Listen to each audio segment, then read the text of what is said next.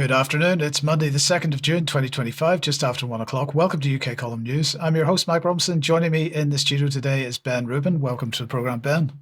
Thanks, Mike. And by video link, we're joined by Diane, Rasmussen, McAdie. Now, later in the programme, I'm going to be reporting on Ukraine and what's been happening there over the weekend and in Russia, and of more on water and energy requirements for the AI infrastructure that Starmer's wanting to roll out. Ben's going to be talking a little bit about, well, in fact, it's quite a big report on Palantir and Trump. And also later on in the programme on Stand Up to Racism event that you attended recently. And Diane's going to have an update on the campaign for justice by the women sent as children to Fornethy House in Glasgow. But we'll begin today with the Strategic Defence Review, which Starmer says is going to put Britain on a war footing. He has launched the Strategic Defence Review today at a visit to BAE Systems, which puts, as I say, the UK on a war footing. As reported last week, the SDR was externally led, in inverted commas, by Lord Robertson, a former Labour Defence Secretary and Secretary General of NATO, a former Secretary General of NATO. Now, Robertson has apparently made 62 recommendations in the review, and they are all going to be accepted in full because the UK armed forces need to, quote, move to warfighting readiness to deter Russia. Do you think Russia will feel deterred by anything that Britain does at this point? I'm going to say no. No, it's as simple as that. Well, look, following on from the announcement of the kill web, which we were reporting on Friday, Secretary of State for War John Healey and Keir Starmer made a couple of other announcements this morning. First is the one on screen at the moment, that the UK will build up to 12 attack submarines as part of the AUKUS programme. Now, it's not clear at this point how many of these submarines are going to Australia, but certainly some of them will be there to replace our ageing attack submarine fleet as it exists at the moment. Now, these are nuclear-powered, conventionally armed submarines for the purpose of hunting and killing conventionally armed and nuclear-armed Russian submarines. And, well, this is hilarious, or maybe not, actually, because these new submarines, as I say, not clear exactly how many will go to Australia, but certainly some of them will replace the current fleet of nuclear-powered, conventionally armed attack submarines that Britain has. But there is no retirement plan in place for the old ones. In fact, about a dozen of the previous generation, which were retired over the course of the last 45 years, are rotting in a pond at Devonport Dockyard here in Plymouth. And there are several more up in Rosyth in Scotland. The Scottish submarines, and several of those in Plymouth, have been defueled already, but 8 in Plymouth have not. And as you saw from that headline, in fact, there have been a couple of leaks from those submarines over the last few years. The process of defueling them has now been halted. So the question is, are they going to add the currently deployed submarines to that grouping as they're retired from active service? That time will tell on that. Now, also announced this morning is securing the future of the Royal Navy's continuous at-sea nuclear deterrent, backed by £15 billion investment into the Sovereign Warhead programme in this Parliament, and that was their words.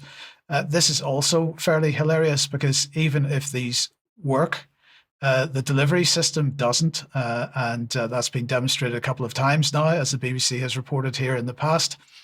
And there doesn't seem to be any announcement about the delivery system itself, and perhaps that's because Britain has little or no control of that, since Trident belongs to the United States, effectively.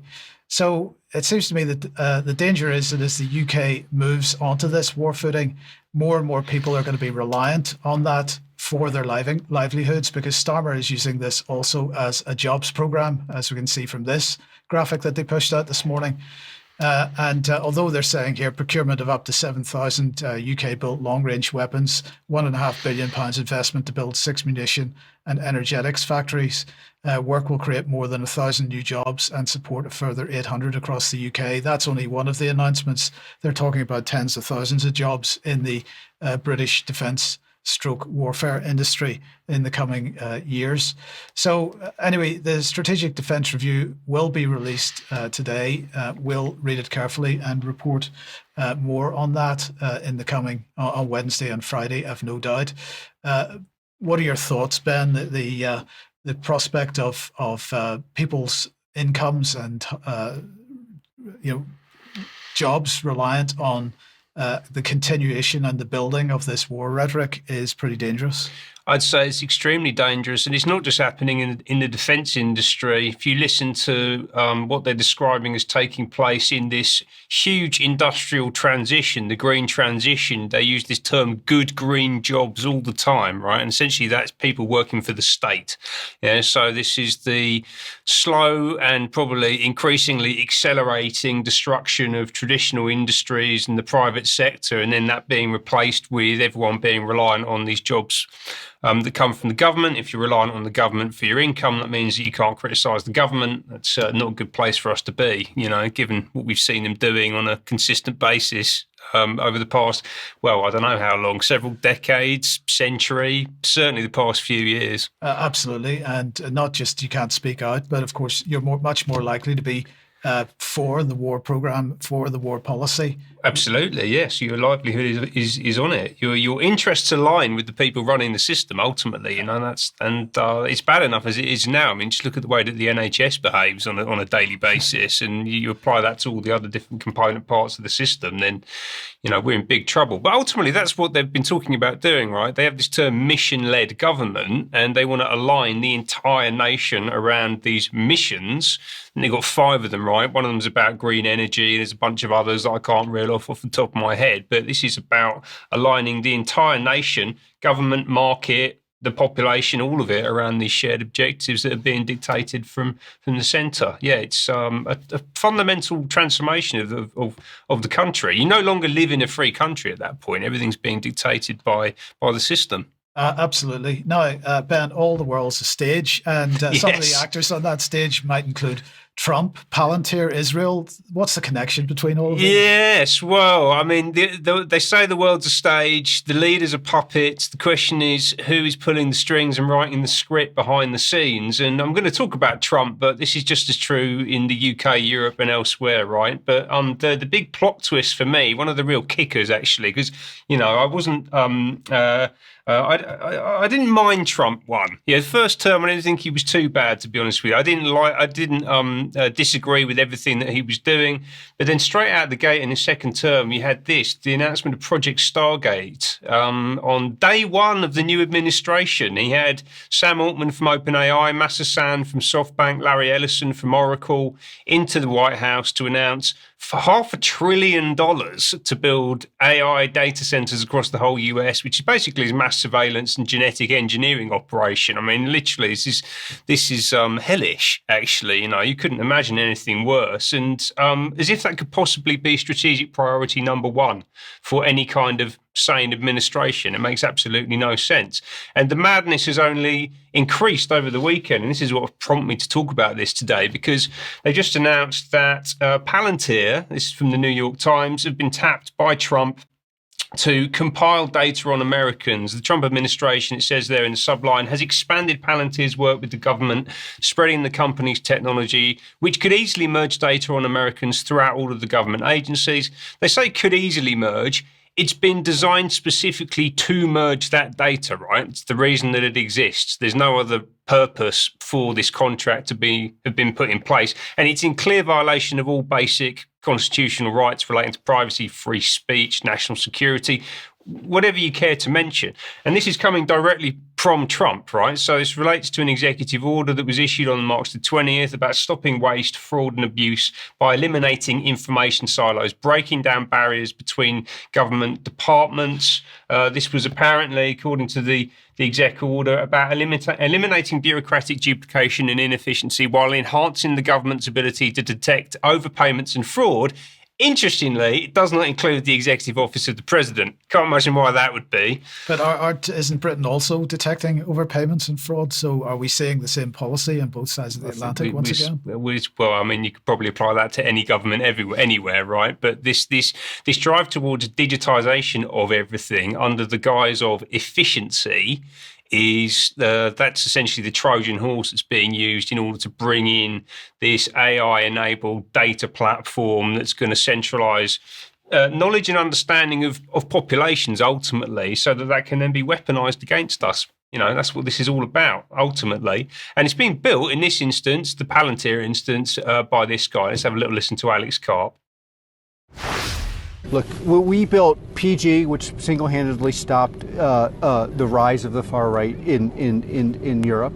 We built Foundry, which was used to distribute the COVID vaccine and saved millions of lives globally. We built what we call multi-constellation, and what's often called the digital kill chain. And they're category-defining products. So when you deliver these products to the market, just honestly, people say this isn't going to exist, this isn't valuable, but then it changes the market. And then the market is the Palantir market. Now, that doesn't mean everyone in the world is going to buy our product, but it means most of the sensible people in the world are going to buy from the category we defined. So that's Alex Karp, the founder, chief executive, chief architect, main spokesperson for Palantir. Lovely guy, obviously, you can tell. And let's not forget that Palantir was established with backing from InQtel, which is a CIA venture capital fund, closely linked into Unit 8200, and essentially operates like an IDF unit, right, as we'll get into a bit more as we go along. And he's basically there bragging about the fact that his technology has been used to, one, single-handedly stop the rise of the far right in Europe, what he describes as the far right. So that's narrative suppression and misdirection. Two, he describes an entity or a platform called Foundry, which was used to drive the COVID vaccination program. He claims that that saved millions of lives. I'm going to say that I respectfully disagree with that, Alex Karp, probably quite the opposite. And importantly, he's talking about the US there, but actually that Foundry product sits right at the heart of the NHS IT stack, right? That's basically what is running the UK health system today. Same technology, same people, right? And entertainingly, or maybe slightly terrifyingly, the third point he mentioned in the context of the NHS is the digital kill chain.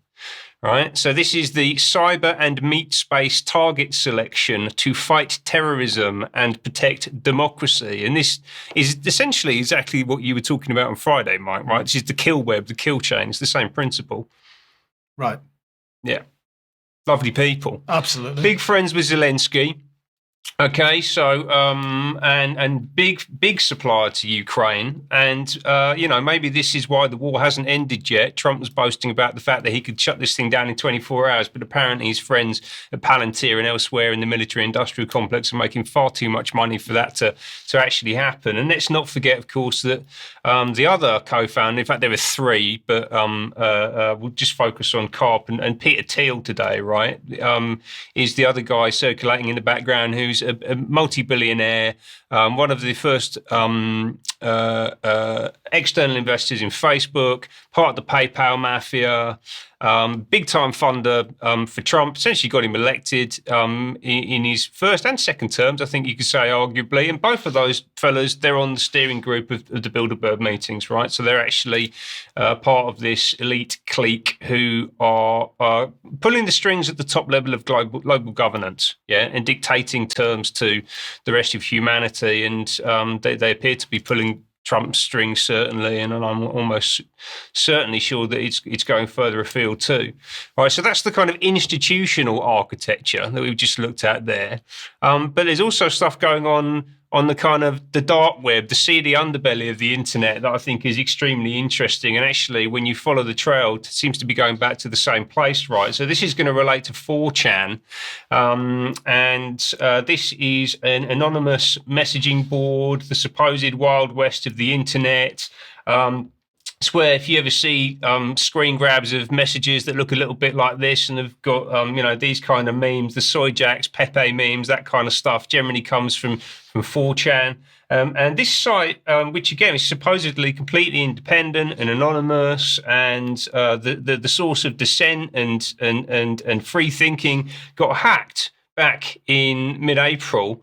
And it turns out that actually it's probably a Mossad operation, right? So we'll provide a link to this article. You can go and take a look. This is all over the internet. You can do your own searching, your own research into it. Just to read from the article on the Intel drop by Gordon Duff, basically says, 4chan hacked, Mossad exposed, the digital honeypot that created QAnon and poisoned the American right. He says, it's happened again. Another mask has slipped, and beneath it, the machinery of manipulation has been exposed. 4chan, long celebrated or feared revered as the digital crucible of unfiltered thought, weaponized irony, and anonymous dissent has just been revealed for what it truly is: a covert Israeli and American intelligence honeypot, psychological operations portal, and propaganda weapon. Fascinating, isn't it, how all these things end up going back to the same place? So it was hacked. This is a artist reconstruction. I don't know if this is actually real footage of the hacker, but I think it looks kind of cool. Mike's laughing anyway. And essentially they did it in true hacking fashion. They exploited the security vulnerability in the website's back-end code. And I'm not going to say any more than that because I will get shut down by our CTO, who is sitting directly to my left. But I'll put a link to, there's a video which gives a bit more of a breakdown of what they actually did. So you can go and have a look at that over on YouTube. Few things of note, right? The first one is that they were actually, although it was supposedly, 4chan is supposedly an anonymous site, they were aggressively fingerprinting browser information to establish who users were through alternative means, right? So although you were supposed to be anonymous, actually they were really putting a lot of effort into trying to find out who you were. Also, it turns out that a bunch of the moderators, what they call janitors, were based in Israel and had links to the Israeli state and intelligence agencies. And crucially, this is kind of hilarious, despite being about 0.12% of the world's population, Israel accounted for almost 50% of all 4chan posts. So about 226 million posts on 4chan came from Israel, right? And that means that this digital crucible of alt-right politics, the home of the Q movement and supposedly anonymous dissent in the US and the UK over the past 10 to 15 years, was basically an Israeli psyop. Right, that's what we're looking at here. And it's probably not that surprising, given that Mossad have been openly bragging about the fact that they run the world in recent months. Have a listen. We create a pretend world. We are a global production company. We write the screenplay. We're the directors. We're the producers. We're the main actors. And the world is our stage. Okay. Well, couldn't get clearer than that, really, could you? So that was just to clarify, that was from 60 Minutes. That was from 60 Minutes, exactly. Yeah. So it's a 60 Minutes episode which came out the back end of last year. We'll put a link to it. You should go and watch the whole thing. It's 13 minutes 33 seconds long, interestingly enough, and it basically describes the Mossad operation against Hezbollah, where they blew up a load of pages and took out, I think, 32 people killed, 3,000 injured, 200 critically injured, a lot of people blinded, losing limbs, lots of collateral damage. Essentially, it was a terror operation, right? I mean, that's the way that I would interpret that. I think it certainly goes against the kind of rules of conflict. And, obviously Netanyahu celebrated this by giving Trump a golden pager. And Trump called it a beautiful operation because that's exactly the kind of thing that he likes about the Israelis.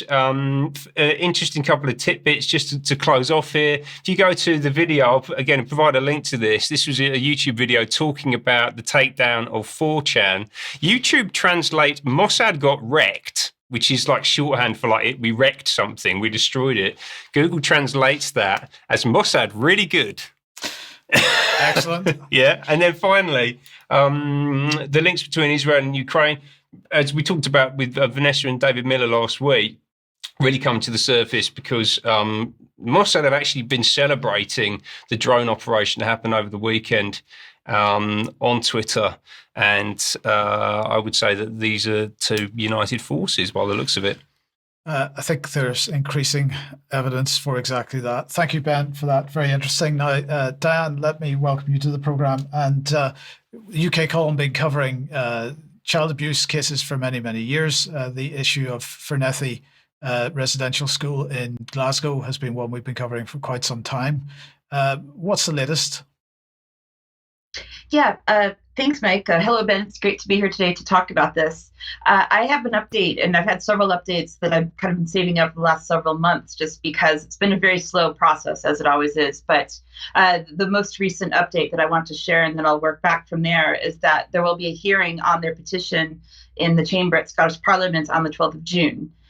We do have a new page on the UK Column website that shows all of the coverage that we've been doing over time, basically starting going back to 2022 and continuing to this day in 2025. So there's been conferences, there's been interviews, there's been written articles, news segments by several of us on the team but this is something that I've taken on myself and have been working on for a number of years. So the petition that is finally going to be heard after a very long time, again, 3 years in the making, is on the Scottish Parliament website, allow the Fornethy survivors to access Scotland's redress scheme. And at the center of what's been happening and the problem is that they were saying that even though they're not denying that there was terrible abuse that happened at Fornethy Residential School, which is in a very remote area of Scotland. So they would take these girls from Glasgow and take them out into this old house in the middle of nowhere, and all kinds of things that we can't even really speak about happened to them. So the problem is that they're saying that they don't qualify for the redress scheme in Scotland under the Child Abuse Inquiry because they weren't abused for long enough. So they were only there for 6 weeks at a time, and that wasn't enough to be abused sexually, emotionally, physically, and otherwise to be able to access redress and justice. So that's what this petition is all about. As their appointed researcher on behalf of the Fornethy survivors, I submitted written evidence to the Parliament, to the Petitions Committee back in 2024.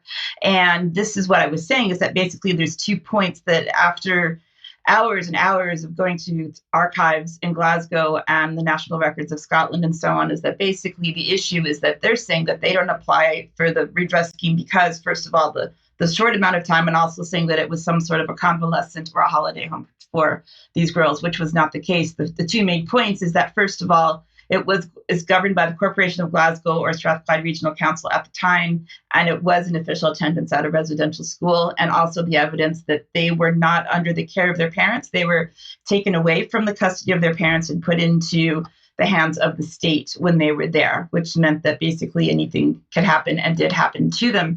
So my evidence has been central to getting it to this point, and I just have a clip here from a video that was from, I think, in early January. We first posted it with Lynn Sheeran and Brian Garish, where he's been interviewing several of these women.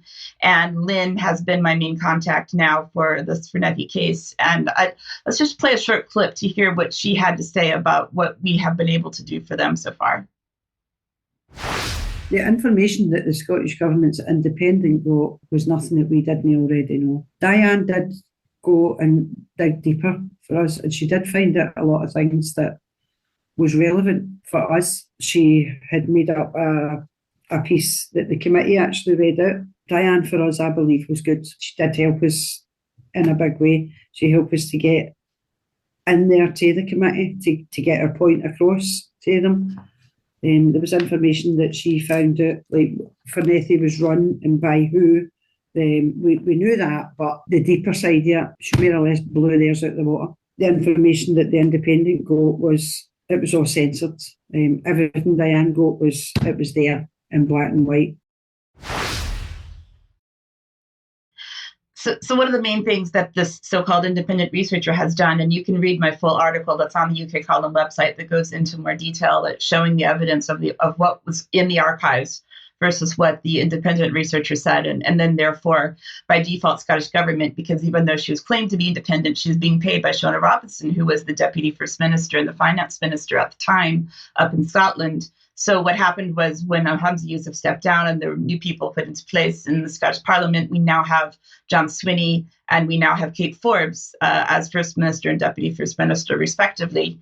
The issue that's been happening, of course, is that they're continuing the same message. Back in August, Kate Forbes, who was then at that point Deputy First Minister, rejected a call from the MSPs, including the Petitions Committee, who are all in full support of the women, citing basically the independent report, which was not me, the actual independent researcher, but the one employed at the time by Scottish Government, saying that they had attended Fornethy House, which is actually incorrect. It was Fornethy Residential School, which is a major point in the case, primarily on a short-term basis for convalescence or recuperative holiday under arrangements involving their parent or guardian and another person. That is completely false. They were taken there, placed by the Education Committee at the time, and they were not convalescing. They were just sent there.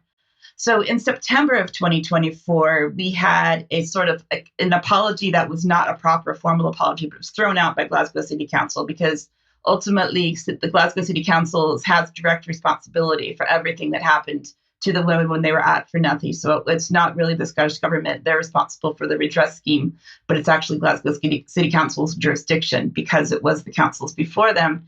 And so they kind of put out an apology, but it wasn't the formal apology that the women were expecting. Unfortunately, they have not been able to get any further than that.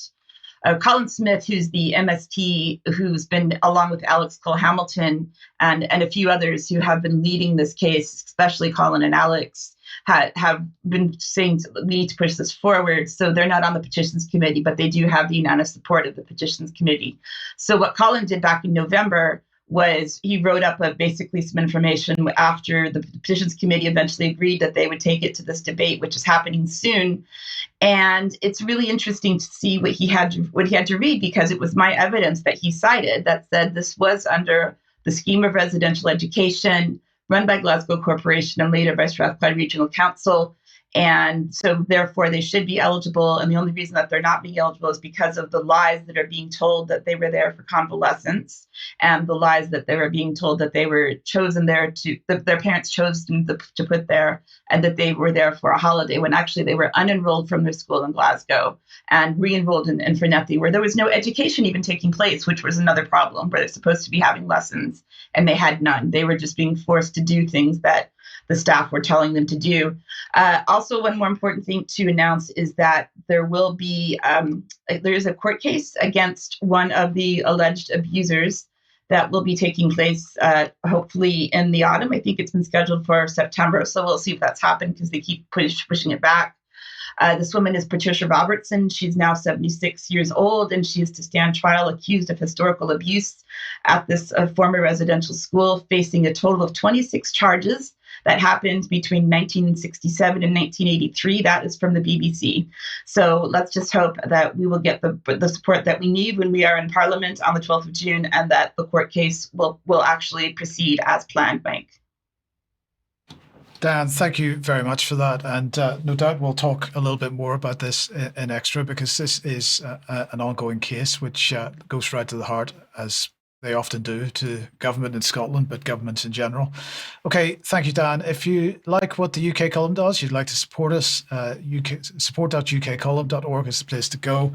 You can make a donation there or join as a member. And if you do join as a member, we absolutely encourage you to do that. That helps us, but it also gives you access to UK Column News Extra. You could pick something up at the UK Column shop.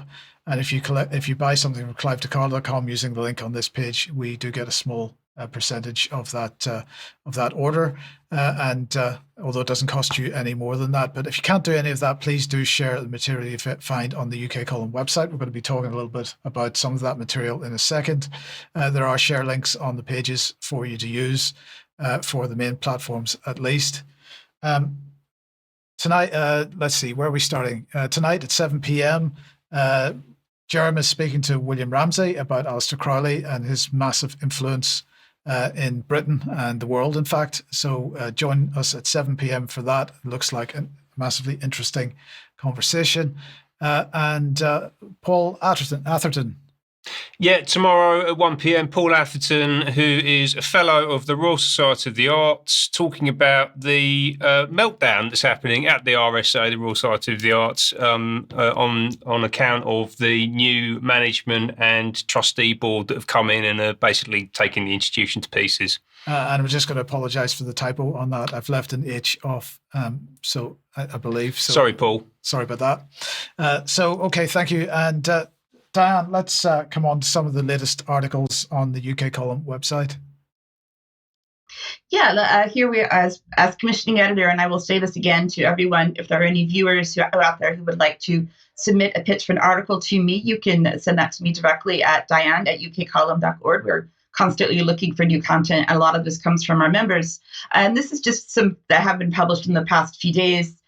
Some of them have been discussed by the news because some of these are by our presenters, including this one by Charles Mallett, The Steel Trap, talking about British steel. That's a really interesting and relevant and timely article. So if we can just go through a few of these pretty quickly, Mike.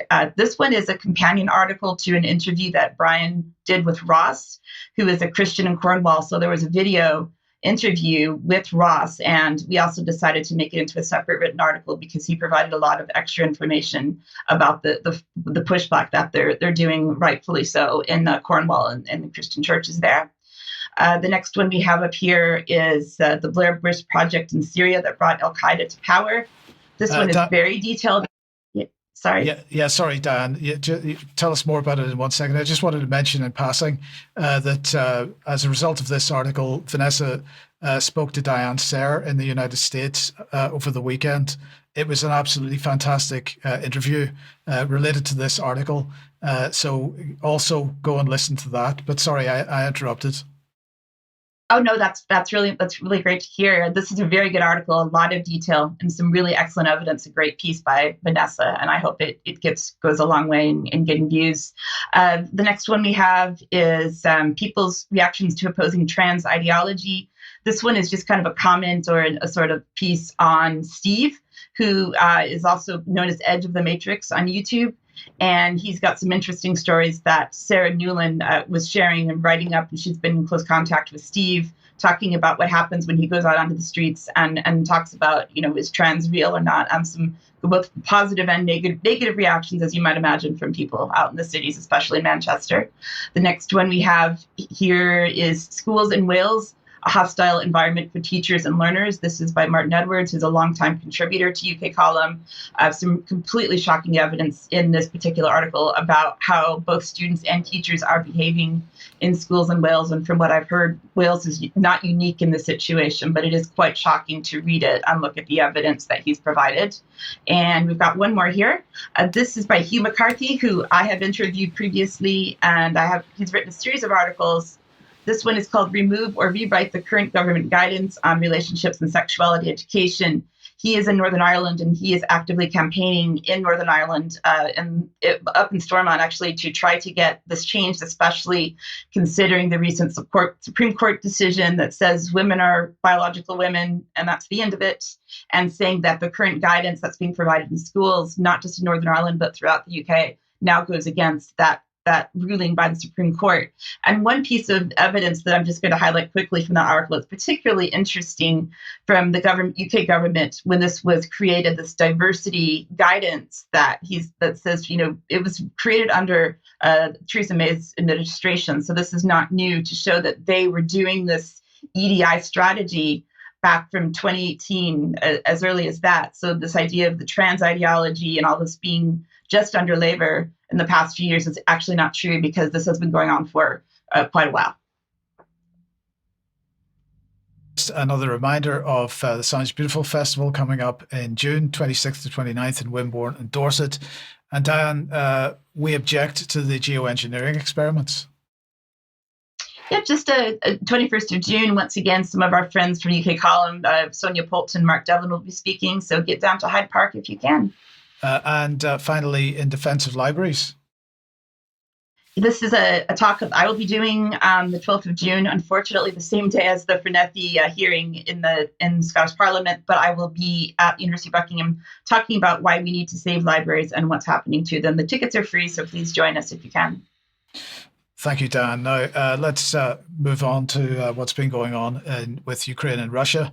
As everybody will know by now, yesterday, Ukraine carried out Operation Spiderweb, a drone attack on Russian military aircraft. The Ukrainian claim is that $7 billion of damage was done. The Ukrainian intelligence service, the SBU, also claims that the operation took 18 months to organize, with dozens of small drones smuggled into Russia and launched remotely from various locations across Russia. They're saying that they kept these things in the backs of vans, in sheds, and in forest and so on. They claim that they hit 40 of the 120 strategic bombers which Russia has. They say that there were 4 types of strategic bomber hit, and they are trying to claim that some are no longer in production, so that the Russians are going to have a difficult time to repair and replace them. Now, on the other hand, the Two Majors Telegram channel, which is a pro-Russian channel, reported that the Ukrainian campaign, which besides the drone attacks included blowing up railway tracks, continued in the evening when, quotes, the Russian defense military reported that 53 drones had been shot down. At night, fragments of downed drones caused damage and fires in private and apartment buildings in the Kursk region. That was according to the acting governor, and they went on to say that footage of nighttime arrivals in Lipetsk, Voronezh, and Ryazan regions is circulating. And they also published a statement from the Russian Defense Ministry saying that Russian air defenses had shot down 162 Ukrainian drones, including 57 over the Kursk region, 31 over Belgorod, and smaller numbers over several other regions. Now, as for Operation Spiderweb, as they're calling it itself, Zelensky called it a brilliant operation, which was, quotes, aimed exclusively at military targets, specifically the equipment used in strikes against Ukraine. And that was said during his nightly speech last night. The usual suspects then crawled out from under whatever rock they've been hiding to crow about the success. There's Boris Johnson, for example. And the question for me is, what now? So today was supposed to be a day of peace negotiations in Istanbul. Reports so far say that this meeting is going ahead and that Russia is going to present its peace memorandum, which Putin is said to have told Trump about during their telephone call a few weeks ago. There's no doubt that Russia is likely to retaliate for this. And the question then is, how? The two majors Telegram channel said, quotes, the destruction of our nuclear weapons carriers is an attack on Russia's strategic defense, an attempt to reduce our nuclear power. And they went on to say Kiev must be destroyed as a demonstration. Well, the first part of that, at least, is pretty accurate. Now, the question is, will the Russians choose to use Oreshnik once again? This is their hypersonic missiles, which they demonstrated so effectively some time ago. And although this is being pumped up as a massive propaganda coup for Zelensky, for sure it was not Zelensky's plan, contrary to the mainstream narrative. Ukraine has needed the support of the UK and critically the USA from the beginning, really, and particularly for targeting. And the question then is, what risk does this operation require us to carry in Britain and in the United States and in the EU? I'm pretty sure that Britain would love to see some kind of response from Russia which targets the West. That would enable emergency powers to be invoked immediately. And we've got to remember, we had confirmation just a few days ago from at least one senior politician here in the UK that Ukraine is a proxy for so-called Western governments. Now, I know we showed this on Wednesday. I think it's important that we remind ourselves what Kemi Badenoch said in this comment to Sky News. Let's have a listen. Earlier this week, the Prime Minister joined with Mr. Macron and Mr. Carney in criticising Israel. Mr. Netanyahu responded by accusing him of supporting murderers, rapists, and baby killers. Was the Israeli leader right to say that? Well, I think the first thing to say on this issue is that if Hamas is praising your actions, you've probably done something wrong. What he has said, he sees people this. need to know where you stand. Yeah, but I've been very clear where I stand. Hamas is a terrorist group. They are not our friends. I'm talking about what you think about the Israelis' Yes, but it's all related. Who funds Hamas? Iran. An enemy of this country. An enemy of this country. Israel is fighting a proxy war on behalf of the UK, just like Ukraine is on behalf of the West of Western Europe against Russia. Now, Ben, you haven't had a chance to comment on this, so it'd be interested in your thoughts on it. But I mean, that is a fairly clear statement. I know that many commentators, including ourselves, have been making this point for a very long time now, but we have not heard this kind of language from any kind of mainstream voice, whether it's the media or a politician or whatever. And no matter how badly hurting the Conservative Party is from the onslaught from Reform at the moment, the fact of the matter is they are the main opposition party in this country, and so therefore she is effectively the shadow Prime Minister. Indeed, she is. Yeah, I mean, it's an incredibly honest thing for her to say. You know, it was, and it didn't appear to be a slip. I mean, she didn't back off the statement at any point, and you know, I guess it just frankly, it makes it all the more difficult to understand what's actually going on at that upper level, because we get a lot of people saying, oh, well, it's Mossad in Israel who are behind everything. And then she's there saying, well, actually, they're fighting a proxy war for us, So, what is actually happening up there? It's incredibly difficult to say. It is indeed. Well, look, let's move on to the question of narratives and so on. Yes. The fact checkers. Yeah, maybe maybe Full Fact could help us out, actually. Yeah, exactly. Yeah, I wonder if they've actually had a look at this Kemi Badenoch thing. So, yes, we've spoke about them. I mean, I can't even count the amount of times that I've spoken about Full Fact, let alone UK column over the years. And I seem to remember saying the last time I did bring them up back in April that the first mention that I could find of Full Fact was in 2012, and that they'd only been established for about 3 months at that point. So they're old foes of ours or friends. I can never quite work it out. Anyway, they give us plenty to talk about. We spoke about this visit of Chris Morris, their new CEO, to the House of Lords back in April, talking about conspiracy theories in schools, and actually the fact that Full Fact and their proxies appear to be running Ofsted at the moment, which is quite extraordinary. And now they're actually being directly promoted by the BBC. We're going to play you a short clip of Martha Kearney, the Radio 4 presenter, describing how a young woman was almost tricked by conspiracy theorists who were trying to warn her against listening to the advice of her doctor. And I'm going to play you the second half of the clip. That's when she was told about Full Fact. It's a fact-checking charity working to counter harmful misinformation. Its team of expert fact-checkers, which includes a doctor, analyses articles and claims published online, then offers a verdict on their truthfulness and credibility. Going on to the Full Fact website, Charlotte saw how widespread health misinformation and conspiracy theories are, and this led her to question the so-called advice she'd been offered on the forums. Now armed with the confidence she needed to make the right choices for her own health, Charlotte began to take the contraceptive pill she'd been prescribed. She says that after a few weeks, her symptoms did improve. There's so much false information online, and that's why the challenge for Full Fact is huge.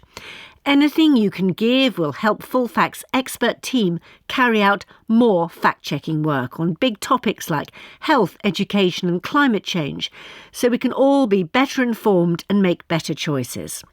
To donate, just search online for BBC Radio 4 Appeal or call 0800 404 8144. That's 0800 404 8144. You can also write a cheque to Full Fact and send it to Free Post BBC Radio 4 Appeal. That's the whole address. Importantly, please mark the back of your envelope Full Fact. Thank you. Sorry, was the BBC shilling for Full Fact there? Yeah, they're actually fundraising for Full Fact, right? And, there used to be some suggestion that there was a separation of powers at play here, right? In this truth ecosystem that circulates around the BBC and Full Fact and the Trusted Media Initiative and Ofcom and all these different organisations. But they're directly funding what is supposedly an independent charity. And they're actually handling funds for them as well, physically handling funds, because she just said at the end there, you can send cheques to Radio 4 fundraiser, so that goes to the BBC, and then they will pass that on for them. And they're just a department at that point, aren't they? Certainly, you would suggest that since the BBC is effectively the state media of this country, yes, that therefore the state is indirectly funding Full Fact or directly funding Full Fact, depending on your point of view. Yeah, very interesting. Isn't it just? No, I'm sure we'll hear a lot more about that as we go along. I wonder how much they raise out of that, actually. I wonder what a BBC Radio 4 recommendation gets you these days from the great British public. Well, it's rare that the BBC will answer a freedom of information request, but maybe that one might work since it's not about editorial matters. Yeah. But Diane, since we're talking about this topic of reality and truth and trust and so on, we thought we might run through a few of the headlines that appeared in the mainstream press over the last few days and just see what we think of them. So take it away. Yeah, thanks. I hope this will be a little bit of dark humor as well, but I think it exposes really well exactly what happens. This was from this first one I have. It's from the iPaper, and it was just a photo that I took when I saw this in the supermarkets over the weekend. You see in the smaller corner a very important point, which is that the UK could run out of drinking water in 10 years without new reservoirs. However, the bigger story is that the BBC is letting off the over 75s who fail to pay their TV license fee. So that's how I'm going to start off with this. If we go on to what I've been seeing on social media over the weekend, because I watch what sort of these so-called local papers, but they're not really local because they're all owned by the same big companies. Because we had some nice weather, apparently, in some parts of England over the weekend. I'm in the north, so maybe it was warmer down south. I'm not sure. But we were told because of this that households in England were told to keep their doors shut on Friday and Saturday. Households in England were also urged to put sheets on their windows on Saturday. So, Brian, Ben, did you put sheets on your windows? And if not, how are you still alive? I'm Mike, by the way, just to remind you. Oh, sorry, it's Monday. Right. No, I didn't put any sheets up. Did you put any sheets up? Well, I never leave my basement when I'm not at the column. So that'd be your mother's basement, would it? No comment. Look, my question, Diane, is what temperature is required in order to require us to put sheets in our windows? And I'm presuming that the sheets are supposed to somehow block out the radiation, which is causing the warmth in the room. Or the sun that they're supposedly trying to block out. I don't know. Maybe that's what it is. But the next one kind of maybe gives us some clues. Because the UK households are now, this is from Birmingham Live, Leeds Live, all of the so-called lives that we see, it's probably Plymouth Live as well. UK households were warned to not dry clothes or towels in the garden. It says that experts, whoever those are, warn against drying clothes outside due to health reasons, because drying clothes outdoors could expose you and your family to certain elements that aren't in your laundry. So, Mike, what do you think those elements are? I don't know. I don't know. Are they falling out of the sky or something? Yeah, just chemtrails again, is it? It must be. I mean, this is quite incredible. What planet are these people on? And my question would be, has anybody looked at the list of ingredients that's in the average packet of washing powder or liquid? Yeah.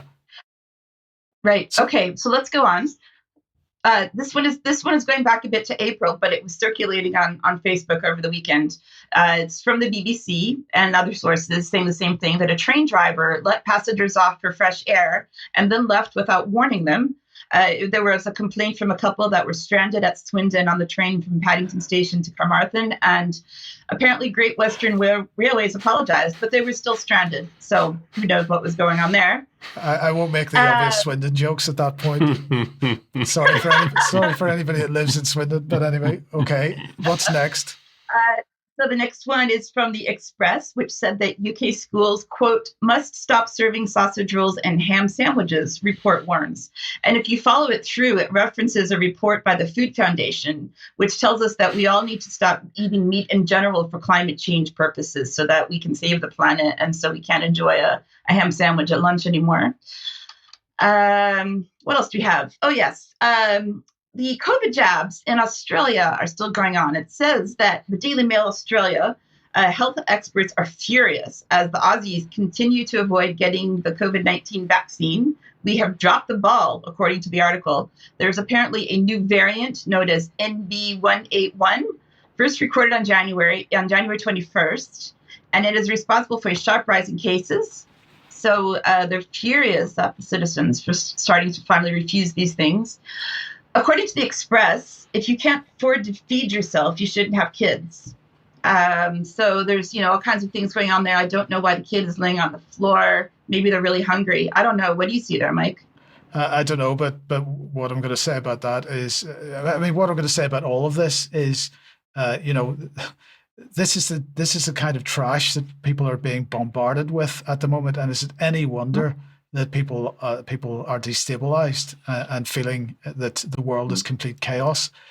it's just a total psychological operation. And if anybody's sort of thinking that this segment is lightweight and flippant, in a sense it is, because in a sense we're making fun of this, but there's a very much stronger sense that this, in the sense of the effect that this is having on all of us. Yeah, and I have just a little bit more to finish up with, including some of my own things. So this was published in the Telegraph on the 30th of May. So give trans staff extra breaks to adjust underwear. This is an LGBT group within the University Hospitals Sussex NHS Trust. It says people need pauses for relief to deal with chest binders and tucking. But this has been dropped following the Supreme Court ruling. So why this came out on the Telegraph after it's been abandoned is an interesting question. And just a couple of photos I saw when I was out by myself over the weekend. This was at a train station up here in the north of England. Queer Cumbria, speak your truth. Trans joy is real and pure. So, of course, remember June is Pride Month, so we're going to see even more of this than we already do. In a pub in the northeast of England, they're talking about safe spaces. So if you feel really upset, you need to go somewhere you can be safe in a pub. And right next door to that pub, in an abandoned shop window, I took this photo, and it says, "Are you a communist? Then get organized." So are you a communist, or are you afraid? Are you trans? What are you? I don't know, but I can see why everyone is feeling really confused right now. Yes, maybe Full Fact can get onto each one of those mainstream news headlines and tell us whether they're true or not. We'll talk about more about this in extra, I have no doubt. Well, look, let's move on. And on Friday, I reported the Starmer regime's announcement that Environment Secretary Steve Reid has seized control of the planning process to build two major reservoirs, one of the sub-headlines and one of those scans or screenshots that Diane has just talked about. And this is the first time since the 1990s that new reservoirs have been built. So the two new reservoir projects, if you remember, one's going to be in East Anglia and the other one in Lincolnshire, have been awarded status of nationally significant, which means that the projects are so crucial that the planning process is escalated from a local level directly to the Secretary of State. So two reservoirs, and the question is, how many millions of people are there in the country? And two reservoirs is all they're coming up with at this point. But look, immigration is the least of our worries with respect to this, because of course Starmer also announced, as we reported at the time, the tech corridors within which new data centers will be built. This is the British equivalent to Operation Stargate in the United States. These are going to host racks upon racks of computers to run AI. Now, Charles has been reporting on the water and power requirements that these data centers will have. And over the weekend, Linus Tech Tips, which is a YouTube channel in the United States, released a YouTube short which gives an idea of what Charles has been talking about. Just have a look at this short clip from that short.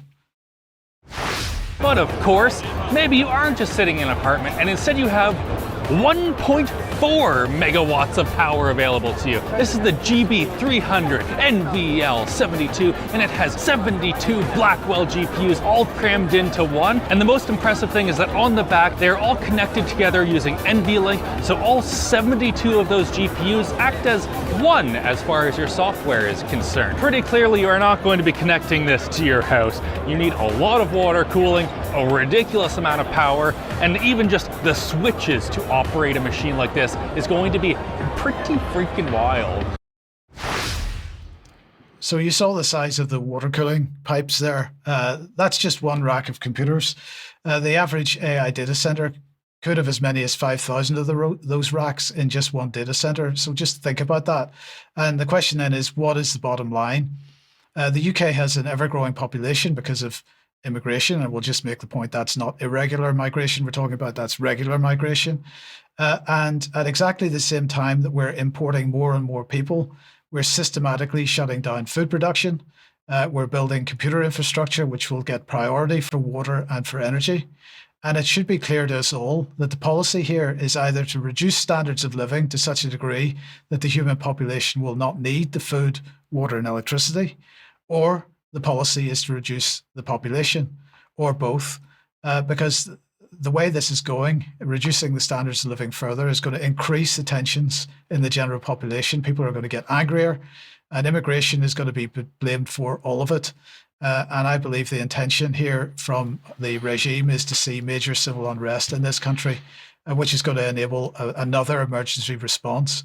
I think we need to actually waken up here and recognize who the enemy is and act accordingly. Could not agree more with you, Mike. And that was exactly the tone of what I was seeing on the street in Plymouth last week. People who were watching last Monday would have seen the report that I did at the national strike in Plymouth. There was a whole network of these across the southwest and further afield across the country in major urban centres. And it appeared to be, frankly, organised by the people supposedly counter-protesting. So this was the Stand Up for Racism crowd, heavily linked in with Unison and the TUC and those sorts of organisations. And I actually came across a flyer with some chants on it, which I read out last week. And on the back of that was the fact that there was a public meeting taking place on Tuesday. So I thought I'd go and have a little look, basically, and get a sense of what's happening on the inside of the movement. So I took a walk up to Mutley. I've got no video footage from that, unfortunately, but I went into this meeting room. It's about 15, 20 people there, similar amount online. It was a Zoom call, and it was fascinating, actually. There was a real variety of opinions in the room, ranging from some people quite reasonable, saying we shouldn't be shouting in people's faces that they're Nazis on the street, to the other extreme where they're saying they are Nazis and it's our job to shout in their face that they're Nazis, in the interest of, I quote, denying their right to speak. That's literally what they were saying in this meeting. Their job, some of these people, not all of them, were basically saying that they saw their role as being denying the right, the fascists, the Nazis, the right to speak, ultimately. I picked up some literature so you can have a little look at what we're talking about here. It's all about the far right, and then all the different flavours of far right, so the fascists and the Nazis and the extreme right. And there's quite a bit of debate and back and forth about what all of these discrete and disparate groups are. And actually, there's a lot of people who invest a lot of time and energy and intellectual firepower still passing through that. It's quite fascinating. A lot of this is about uniting against racism, Islamophobia and anti-Semitism at the same time. There's quite, again, a lot of confusion about how that fits in the context of things like Zionism and what's going on in Gaza. And, a lot of this doesn't really make too much logical sense when you get into it. They are absolutely obsessed with politics and political power. There was a lot of talk about Tommy Robinson, as you'd expect, and that's only going to increase. I mean, he's very much the kind of the bogeyman, the central figure in a lot of this, and basically keeping a lot of these people awake at night. Quite frankly, there's a lot of fear here, I think, and also a lot of real aggression. Like they detest Farage, like they really hate him, actually. He's a monster. He's a creature of the establishment. They've got him here shaking hands with fox hunters. There's a lot of sort of reverse snobbery around the fact that he went to a private school. He went to Dulwich College. And, I really dislike that kind of inverse snobbery. It's basically the same as, someone who went to Eton looking down on people who went to comprehensive school. Just doing it the other way around doesn't make it any better. People are people, ultimately. We can't really choose where we came from or what our education was. Crucially, they're really going to be hammering the racist line. We haven't heard this enough over the past 10 years. They've found some polling somewhere that says that apparently no one likes being called a racist, so we need to get everyone to believe that reform is racist, and then they won't vote for reform. So racist, racist, racist. That's all that we're going to hear over the next 6 months and beyond, but they're particularly focused on the elections next year. Obviously, in their worldview, Farage is a racist. That's despite the fact that the chairman of the party is a Muslim currently. And actually, I'll be honest with you, the most racist people and frankly, the most violent people that I've seen while I've been out on the street reporting on these protests have been from what they would call the radical left, right? So if we remember Ricky Jones, the Labour councillor fella last year who was out on the street in Walthamstow calling for his political opponents to have their throats cut. You know, that's one example. Or even just the concept of cancellation.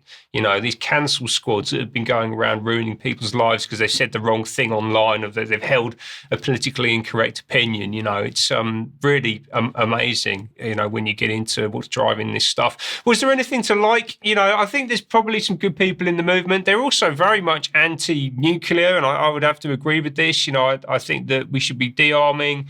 I don't think that we should be spending tens, hundreds of billions on nuclear weapons. But then when you get into the detail of who's behind this, it all links into this thing here. Yeah, so it's all climate driven. And this is one of the absolute kind of religious beliefs that they have that is going to cause all sorts of problems in terms of having sensible conversations with these people, I think. Yes, okay. Well, we'll talk about that next as well. Indeed. No doubt. Okay, well, look, let's leave it with Rebels on Roundabouts. Now, this group was set up 4 years ago, and they've just celebrated their 4th anniversary party. It was on Friday in Stockport. Well, this is the home of the original Rebels on Roundabouts group, which spawned so much other activism in the UK. Now, we're going to show a short clip from their promotional video. We'll show the full thing in extra, but let's just have a look at this. We are 4 years, pretty much to the day, since we set up in 2021. We wanted something a little bit more visible. 208 times we've done this. Really, it's a social thing, you know. It's very therapeutic to come along, talk to like-minded people every Friday. Well, we've developed a community, haven't we, here? We met on the roundabout, and we're still together after 3 years. It's barbecue in the summer months. The mainstream is still pushing narratives. While we're doing it, it's waking other people up.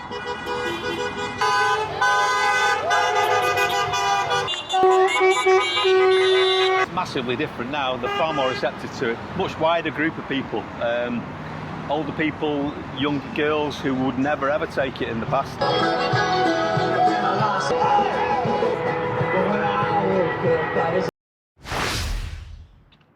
So well done to them for sticking with it every Friday for the last 4 years, and hopefully that will continue. As I say, we'll talk more about that in extra as well, but we got to leave it there for today. Thank you to Diane and Ben for being with us today, and thank you all for watching. See you in a few minutes if you're a UK column member. Otherwise, don't forget Germ Warfare tonight, interview tomorrow, and we'll be back for the news on Wednesday. See you then. Bye-bye.